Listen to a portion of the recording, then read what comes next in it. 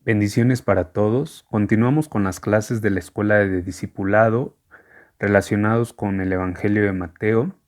La clase anterior veíamos los milagros y la importancia que estos tienen en el relato del capítulo 8 y del capítulo 9 de este Evangelio que estamos estudiando. Es en este mismo Evangelio donde vamos a encontrar 4 enseñanzas que se dan después de ciertos milagros. La primera enseñanza está basada en 2 entrevistas que Jesús tiene con 2 hombres que pretenden seguirlo, y encontramos esa información en Mateo 8 del versículo 18 al 22. Mateo nos relata que el primero de estos hombres es un escriba. Si bien pocos de estos eruditos religiosos sintieron simpatía por Jesús, este se ofreció como discípulo permanente, ya que menciona: te seguiré a donde quiera que vayas. Sin embargo, con la respuesta que Jesús le da, nos detalla que este hombre no se daba plena cuenta de las penalidades que el verdadero discípulo acarrea, ya que al tratarse de un hombre con importantes funciones dentro del grupo de los fariseos, es probable que también contara con riquezas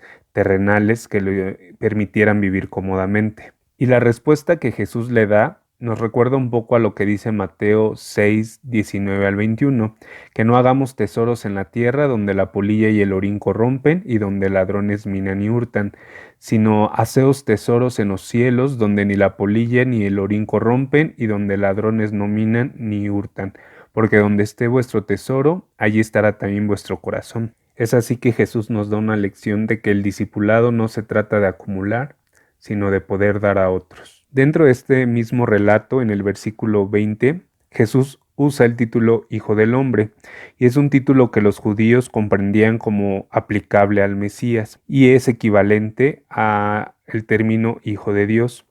Este término del Hijo del Hombre era el que Jesús acostumbraba darse a sí mismo, y aparentemente se deriva de Daniel 7, 13 y 14, el cual dice: miraba yo en la visión de la noche, y he aquí con las nubes del cielo venía uno como un hijo de hombre, que vino hasta el anciano de días, y le hicieron acercarse delante de él, y le fue dado dominio, gloria y reino, para que todos los pueblos, naciones y lenguas le sirvieran. Su dominio es dominio eterno, que nunca pasará, y su reino uno que no será destruido. Definitivamente se refería al Mesías, a Jesucristo. El segundo hombre ya era un discípulo, pero antes de continuar con la historia es importante definir qué significa la palabra discípulo. Es un término que se usa para designar a una persona que está aprendiendo de un maestro. Esto es importante porque es posible que esta persona solo estaba escuchando a Jesús, asistía a algunas reuniones, pero aún no se le delegaba cosas. Si leemos atentamente lo que continúa, Jesús le pide que lo siga. Es en este punto que como discípulo se le está asignando una responsabilidad. El seguir a Jesús es una responsabilidad. Durante este transcurso, este hombre se entera que su padre ha muerto, y entonces aparece la excusa: permíteme que vaya primero y entierre a mi padre. Hay quienes sugieren que el padre de este hombre aún vivía, ya que los entierros judíos se realizaban el día de la muerte, y que una demora tan insignificante no habría provocado la respuesta que Jesús dio. Sin embargo, esto no aminora la dificultad que se presenta, pues entre los judíos los deberes hacia el padre anciano eran tan grandes como hacia los muertos. Ahí Jesús descubrió en la respuesta de este hombre una tibia lealtad, ya que cuando Cristo llama a alguno para realizar una tarea específica, a veces tiene el discípulo que abandonar lo que en otras circunstancias hubiera podido realizar de manera efectiva. Cuando Jesús expresa que los muertos entierren a los muertos, se refiere a los muertos en espíritu, mismos que pueden atender a los que físicamente ya se encuentran en este estado. El segundo tema lo encontramos en Mateo 9, del versículo 9 al versículo 13. Y es la relación que tiene Jesús con publicanos y el llamamiento de Mateo. Jesús y Mateo tienen su encuentro en la ciudad de Capernaum, ya que en el versículo 1 del capítulo 9 menciona que Jesús entra a la barca pasa al otro lado y viene a su ciudad. Recordemos que Capernaum era la ciudad de residencia del Señor Jesús. Capernaum quedaba cerca de la carretera que unía a Damasco con las ciudades costeñas. Por lo tanto, era un sitio estratégico para cobrar los impuestos sobre las mercancías que llegaban por tierra o a través del mar de Galilea. Dentro de los recaudadores de impuestos existía una clasificación entre los cuales Mateo fungía como oficial de aduanas, y esto lo hacía pertenecer a la peor categoría. Su historia es un contraste con la historia de la primera enseñanza, ya que Mateo se levanta y le sigue, cumpliendo con el llamamiento del Señor Jesús. Este acto marcó un total rompimiento con su pasado. Otro ocuparía su puesto, y para un publicano hallar nuevo empleo era una situación sumamente difícil, porque sabemos que no eran bien vistos. La historia continúa con una fiesta en casa de Mateo. Es posible que se haya efectuado algún tiempo después de su llamamiento.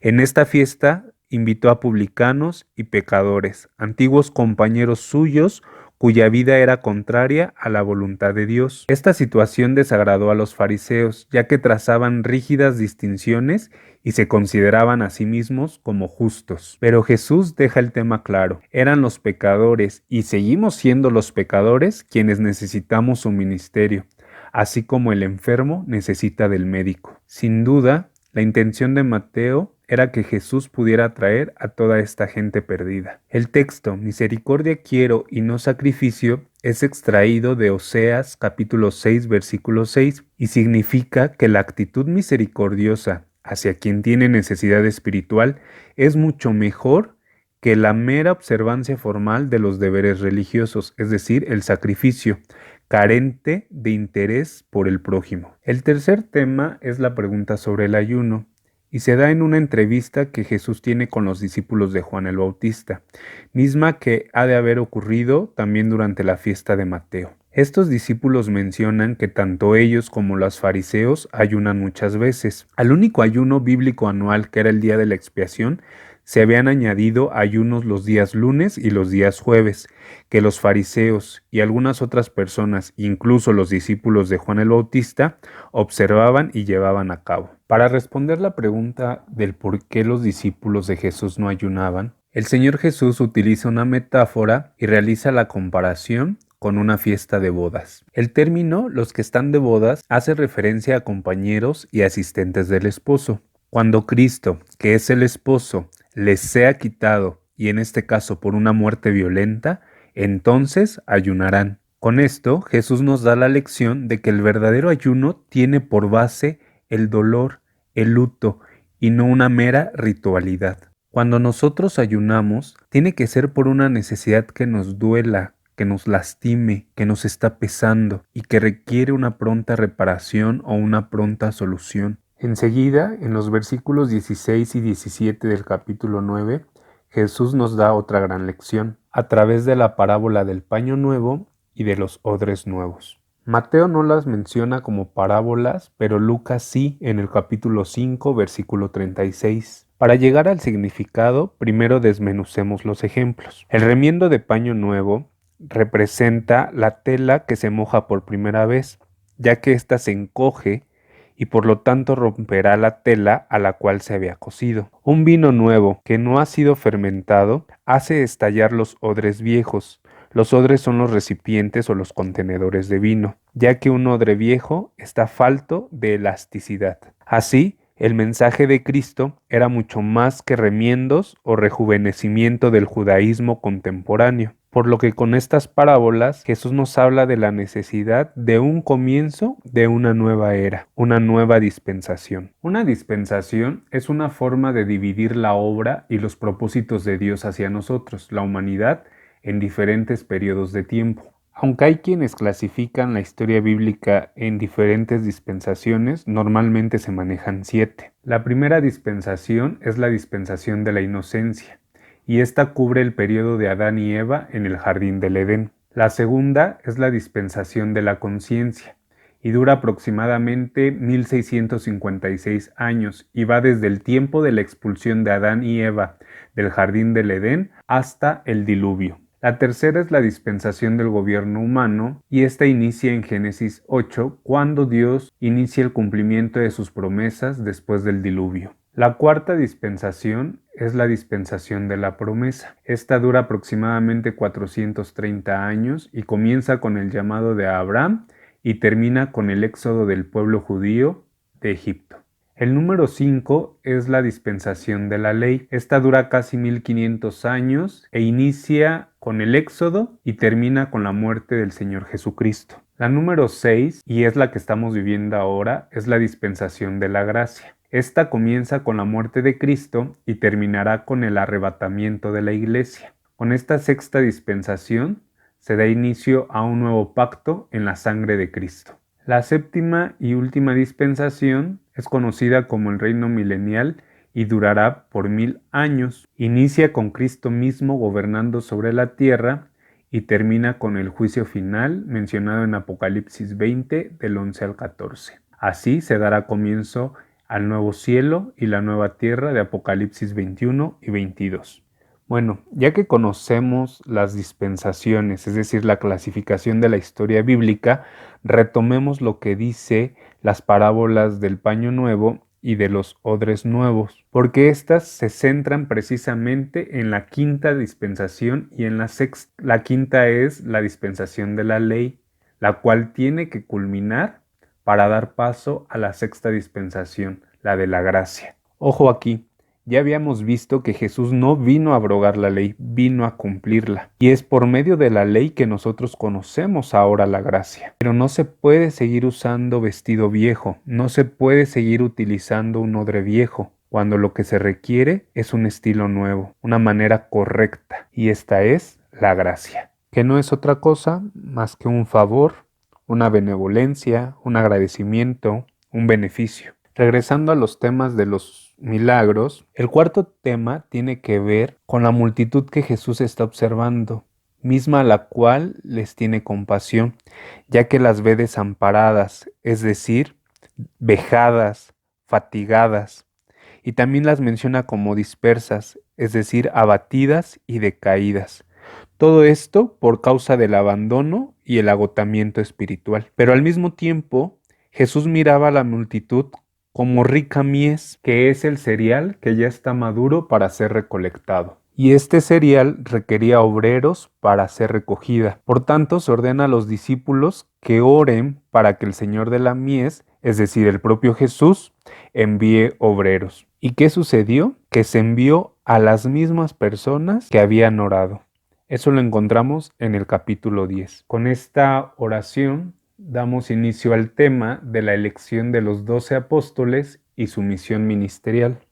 En el capítulo 10, Jesús llama a 12 personas a quienes les da autoridad, que es el derecho y la capacidad delegada de lanzar espíritus inmundos y de sanar toda enfermedad. Los nombres de los 12 apóstoles aparecen también en Marcos 3:16, Lucas 6:14 y Hechos 1:13. A este grupo elegido se le dio el título de apóstoles. Un apóstol es un representante con poderes suficientes de algún oficial de mayor rango.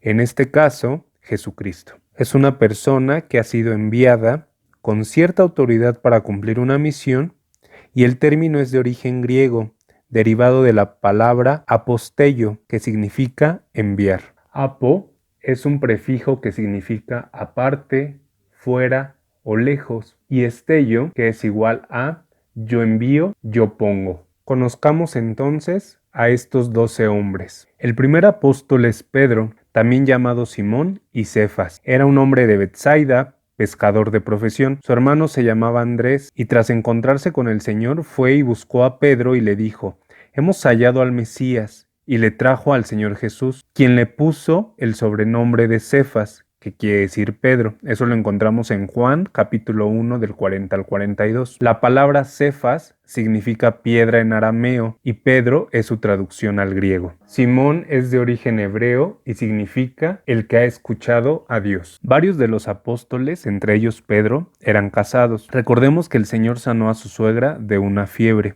Los viajes junto al Señor eran exigentes y esto hizo que Pedro no pudiera estar todo el tiempo en su casa, por lo cual en alguna ocasión le dijo a Jesús: He aquí nosotros lo hemos dejado todo y te hemos seguido.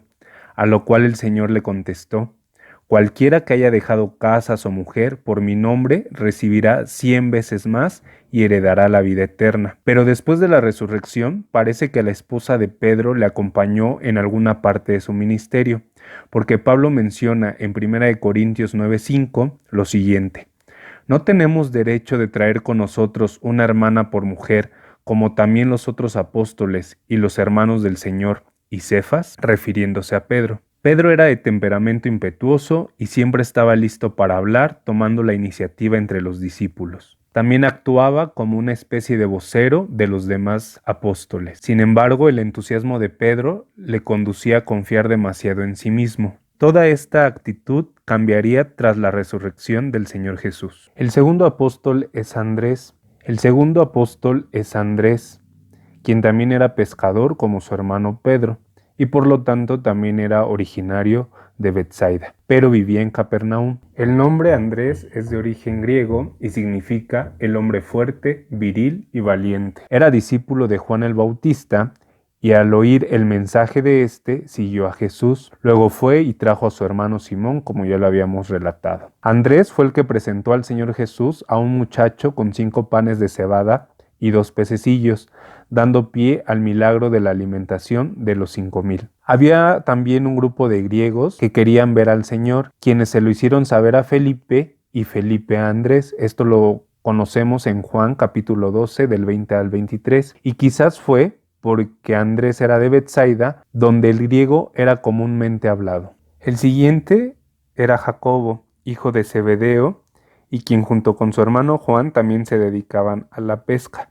Posiblemente eran socios de Andrés y de Pedro. Jacobo proviene del nombre Jacob y ambos significan suplantador o el que toma el talón. Jacobo, junto con su hermano Juan, estaba remendando sus redes cuando el Señor Jesús los llamó. Casi siempre se le menciona en compañía de su hermano, especialmente en las listas de los apóstoles. Jesús los llamó Boanerges, esto es, hijos del trueno, por ser ambos de carácter fuerte y apasionado, lo cual lo vemos cuando al ser rechazados en una aldea de samaritanos, pidieron al Señor que les permitiera enviar fuego del cielo, como hizo Elías, para que consumiera a los habitantes. Esto está en Lucas 9:54. También se atrevieron a pedir al Señor Jesús que en el día de su gloria le permitieran sentarse el uno a su derecha y el otro a su izquierda, lo cual disgustó al resto de los apóstoles. El Señor Jesús lo incluía siempre como en un círculo íntimo junto a Juan y junto a Pedro. Así, estos 3 hombres estuvieron con el Señor Jesús en el monte de la Transfiguración, entraron con él en la habitación donde resucitó a la hija de Jairo y la acompañaron en Getsemaní. De acuerdo a Hechos capítulo 12, versículo 2, fue muerto por orden de Herodes Agripa, siendo el primero de los apóstoles que murió martirizado. El siguiente es Juan, el discípulo a quien Jesús amaba, de acuerdo al testimonio del Evangelio de Juan, versículo 23 del capítulo 13. O del capítulo 19, versículo 26. También era natural de Betsaida y también era hijo de Zebedeo. Juan, junto con su hermano Jacobo, eran empresarios de la pesca en el mar de Galilea. Su madre se llamaba Salomé. Junto con su hermano y otros obreros trabajaba en el negocio de su padre. Se dice que pertenecía a una clase acomodada, pues su madre era una de las que, cuando el Señor Jesús estaba en Galilea, le seguían y le servían, junto con otras muchas que le servían de sus bienes. El hecho de que fuera un conocido del sumo sacerdote y que pudiera entrar en el patio de su casa y hacer pasar a Pedro la noche del juicio del Señor parece confirmar esa idea. Antes de conocer al Señor Jesús, Juan fue discípulo de Juan el Bautista. El Señor lo encontró junto con su hermano en la barca de su padre mientras remendaban las redes y les llamó. Ya mencionamos que era parte del círculo íntimo junto con Pedro y Jacobo, y fue su madre quien le pidió al Señor que en su reino sus 2 hijos se sentaran en lugares de honor. Se menciona como el único discípulo que se encontraba cerca en la hora de la crucifixión. Juan vivió una larga vida y terminó sus días en la ciudad de Éfeso. Hay testimonios de que escribió o hizo escribir su evangelio durante su estancia en la mencionada ciudad. En tiempos de Domiciano, un emperador del Imperio Romano, fue deportado a la isla de Patmos, donde escribió el Apocalipsis. Juan es un derivado griego del hebreo Yohanan, que significa Jehová ha hecho gracia. Felipe es el quinto apóstol mencionado y significa amante de caballos. Fue uno de los primeros discípulos del Señor Jesús, a quien conoció el siguiente día del bautismo de éste por Juan el Bautista. Estuvo presente en el milagro de la alimentación de 5,000 personas. Antes Jesús le había preguntado, ¿de dónde compraremos pan para que coman estos? Felipe era de Betsaida, la ciudad de Andrés y Pedro. Lo vemos en Juan capítulo 1, versículo 44.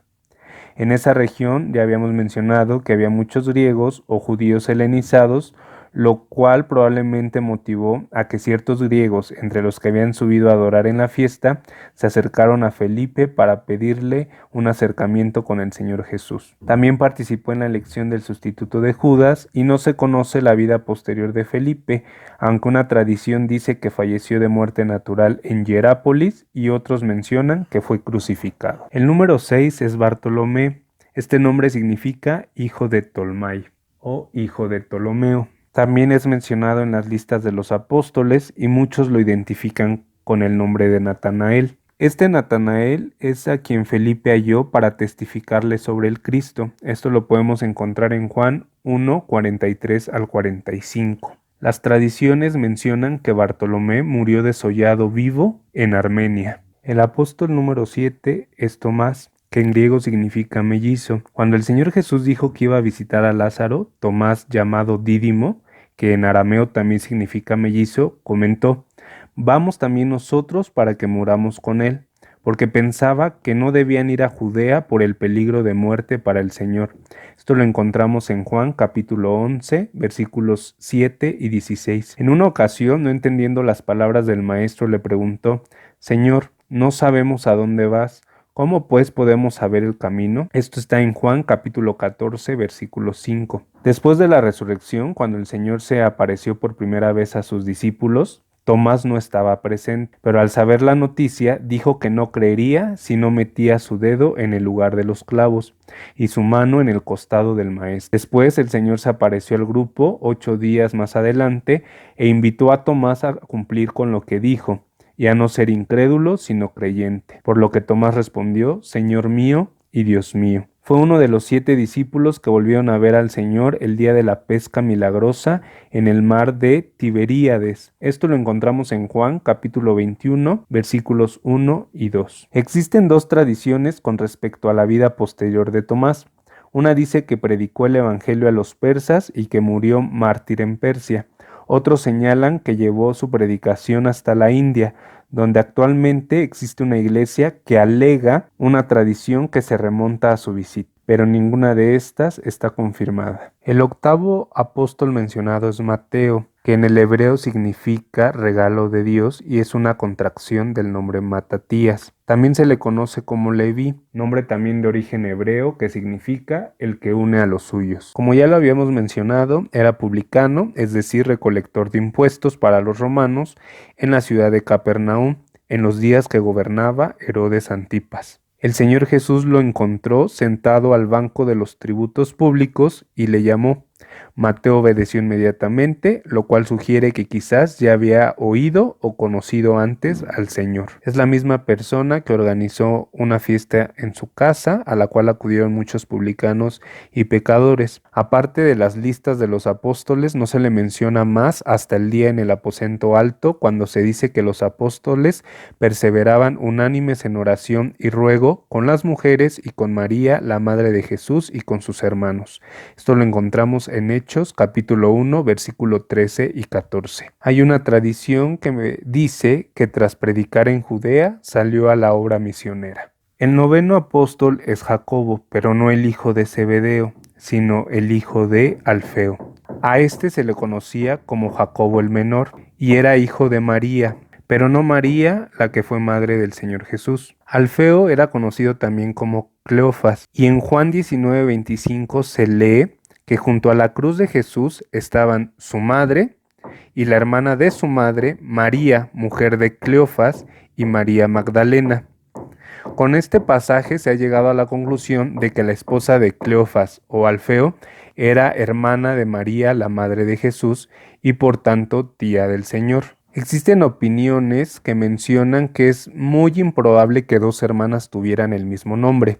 Sin embargo, algunos estudiosos señalan que el nombre era muy usado por los israelitas en honor de María, la profetisa, hermana de Moisés, llamándose algunas Miriam y otras María. Regresando a Jacobo, el término menor puede significar el menos conocido, o de menor estatura, o el más joven, aunque algunos piensan que se utilizaba este término para distinguirle de Jacobo, el hijo de Zebedeo, a quien se le llamaba el mayor.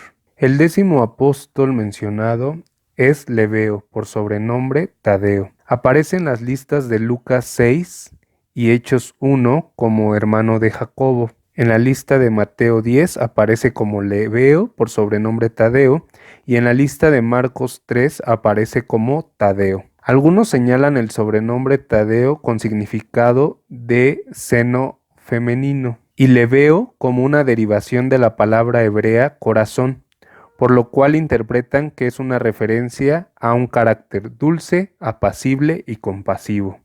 En Lucas 6 también es llamado como Judas, no el Iscariote. Este Judas fue el que interrogó al Señor sobre las razones por las cuales éste se manifestaría solo a ellos y no al mundo. Esto lo vemos en Juan 14:22. Muchos piensan que Lebeo, al igual que Simón, provenía de la secta de los celotes, una secta radicalmente nacionalista y que se autoproclamaba defensora de la virtud y la religión, para lo cual estaban dispuestos a llegar a actos de violencia. Según la tradición, Lebeo predicó en Persia y murió allí como mártir. El 11º apóstol es Simón, a quien se le daban los apodos de el celote o cananista para diferenciarlo de Simón Pedro, y esto con motivo de que probablemente pertenecía al grupo revolucionario nacionalista que se mencionaba con Lebeo, obviamente antes de pertenecer al grupo del Señor Jesús. Como ya lo habíamos mencionado, el nombre de Simón significa Dios ha escuchado o Dios oye. El último apóstol mencionado es Judas el Iscariote. Juan dice que era hijo de un hombre llamado Simón. Eso lo encontramos en Juan capítulo 6 versículo 71 o en Juan capítulo 12 versículo 4. El sobrenombre de Iscariote significa natural de Queriot, y el Señor Jesús le llamó diablo e hijo de perdición. Eso lo encontramos en Juan 6:70 y en Juan 17:12. Fue el mismo que ya conocemos, que decidió traicionar al Señor. La misión de los 12 se dividía en 3 puntos. El número 1 consistía en instrucciones que abarcan del capítulo 10, versículo 5 al versículo 15. El segundo punto consistía en advertencias que van del versículo 16 al versículo 23 del mismo capítulo. Y el tercer punto era la motivación tanto para el grupo de 12 como para los futuros discípulos para llevar a cabo todo lo que el Señor nos delegue. Y eso lo encontramos también en el capítulo 10, del versículo 24 al versículo 42. Estos 3 puntos siempre deben de estar presentes en el cumplimiento de cualquier acción que el Señor nos delega. Estas tienen que ensamblar perfectamente y es como un engrane que va a permitir llegar a la meta y al objetivo correspondiente. En el caso de las instrucciones, los discípulos tenían la prohibición de ir a los gentiles y de ir a la ciudad de Samaria, y no porque Jesús estuviera movido en asuntos de prejuicios, ya que sabemos que esta orden no fue permanente.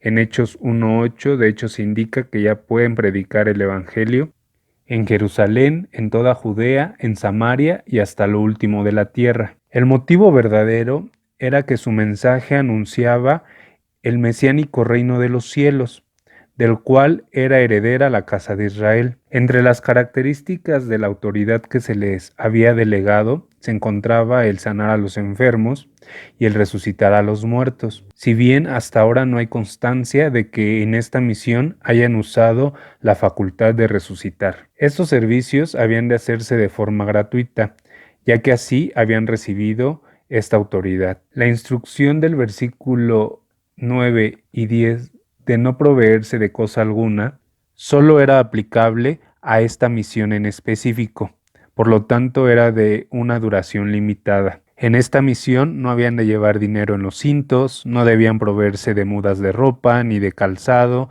ni bordón de repuesto, ya que podían usar el bordón y el calzado que ya tenían. Sabemos que esta indicación solo era para esta misión porque en Lucas 22:35 se menciona una conversación en donde Jesús les dice: cuando los envié sin bolsa, sin alforja y sin calzado, ¿les faltó algo? A lo que ellos dijeron, nada. Y les dijo: pues ahora el que tiene bolsa, tómela, y también la alforja, y el que no tiene espada, venda su capa y compre una. Por lo que obtuvieran en esta misión sería recibido de los oyentes agradecidos. Sobre el mensaje que compartirían, la reacción de las personas revelaría quiénes estaban espiritualmente dispuestos a recibirlos. Cuando se les brindara hospitalidad, habían de aceptarla mientras durara la visita. En el versículo 12 menciona que debían de saludar, y este saludo debía de ser la palabra shalom, que significa paz. Si llegaran a descubrir que su huésped no era digno, sino más bien antagónico al propósito y al mensaje enviado, su saludo de paz no se perdería, sino que se volvería para emplearlo en otra parte.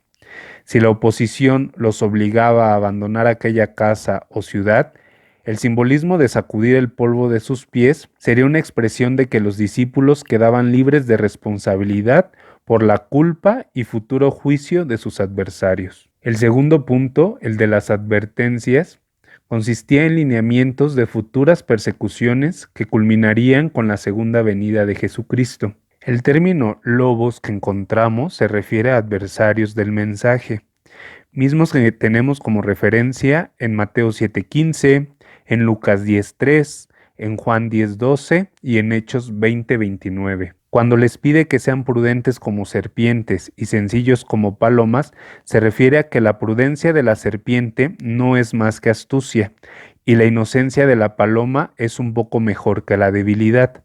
Pero combinadas entre sí, la prudencia de la serpiente los salvaría de exponerse innecesariamente al peligro, y la inocencia de la paloma los libraría de echar mano de los recursos de forma pecaminosa para evitar estos peligros. A partir del versículo 17 menciona que serán entregados a los concilios, que eran tribunales locales de cada ciudad, y en el versículo 18 menciona que serían llevados ante gobernadores y reyes.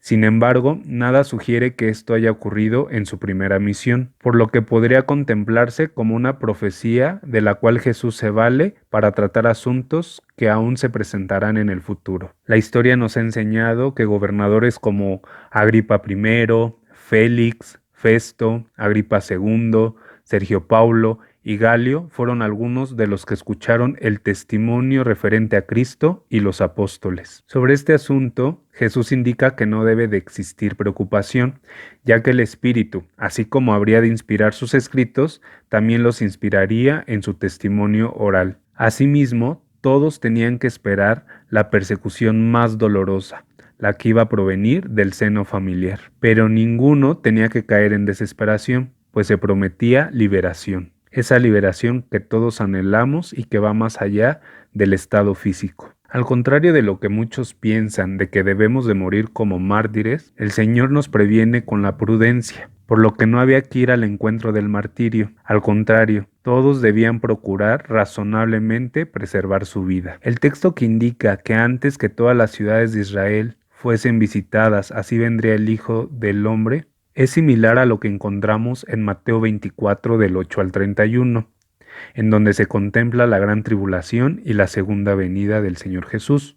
Por tanto, es probable que aquí también la venida del Hijo del Hombre sea un asunto escatológico, es decir, de los últimos tiempos. Finalmente, el tercer asunto, el del aliento, es una porción que va dirigida a todos los creyentes. En esta motivación, la relación de Cristo con los creyentes se presenta bajo tres figuras. La primera, entre discípulo y maestro; la segunda, entre siervo y su señor; y la tercera, entre el padre de familia y los de su casa. siendo estas tres figuras un comparativo del maltrato que recibió el propio Jesús, ya que difícilmente el asunto sería distinto para sus discípulos, quienes no deberían de esperar que les vaya mejor que a su Señor. Como dato literario, en el versículo 25 encontramos que se menciona a Belcebú, quien era considerado como príncipe de los demonios, de acuerdo a Mateo 12:24 y Lucas 11:15, según parece también idéntico con Satanás.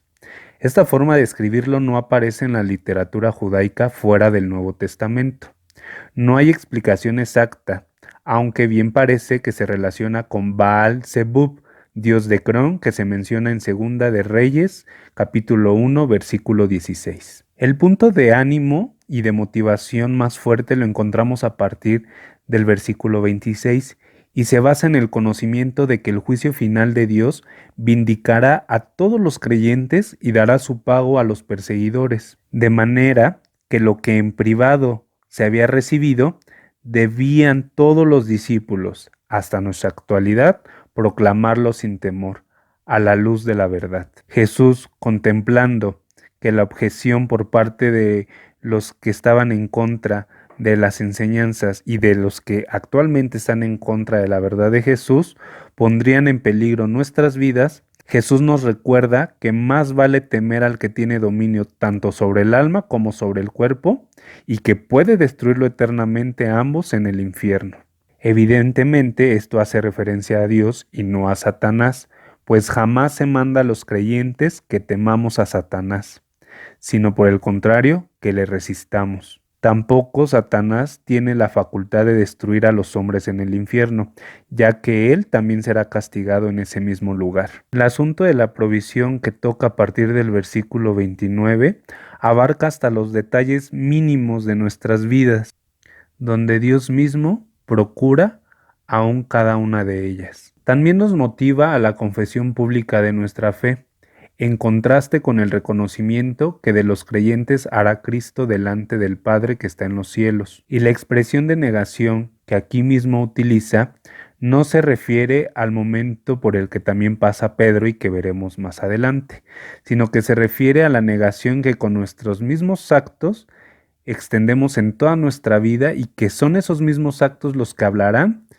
si realmente conocemos o no conocemos a Cristo. Dicen por ahí que la verdad incomoda, y más si esa verdad es Jesús, ya que hasta conflicto causa, sobre todo entre quienes hemos optado por amarlo y quienes insisten en resistirlo. Por muy dolorosas que estas divisiones sean, no debemos permitir que los afectos naturales debiliten en modo alguno nuestra comunión con Cristo. Habrá un momento en el que incluso nos veamos forzados a elegir entre unos y otro. Por tanto, se requiere fidelidad hasta la muerte, si es necesario, de quien quiera ser digno de ser tenido por discípulo de Cristo. La expresión el que haya su vida que encontramos en el versículo 39 denota aquello que anima al cuerpo y en que residen la conciencia y el espíritu. El término vida y el término alma son dos intentos de traducir esta palabra multifacética. Y esta expresión tiene por sentido lo siguiente: quien salva su vida en la persecución negando a Cristo, eventualmente la perderá por la eternidad, particularmente en cuanto al alma se refiere. Pero quien por su consagración a Cristo pierda su vida, salvará eternamente su alma. Finalmente, dentro de esta motivación, Jesús dice que los que padezcamos persecución seremos dignamente recompensados y recalca que cualquier servicio, por muy insignificante que parezca y que se haya realizado en favor del menor de los siervos de Cristo, no será un asunto que pase inadvertido para nuestro Señor. Con esto damos por finalizado el tema de esta semana, por lo que les pido que de tarea avancen su comentario bíblico hasta el capítulo 10. Muchas gracias por su atención. Si no han podido ver los videos anteriores, búsquenlo, van a ser de gran bendición para sus vidas y agradezco que hayan entrado a este canal. Que Dios los bendiga.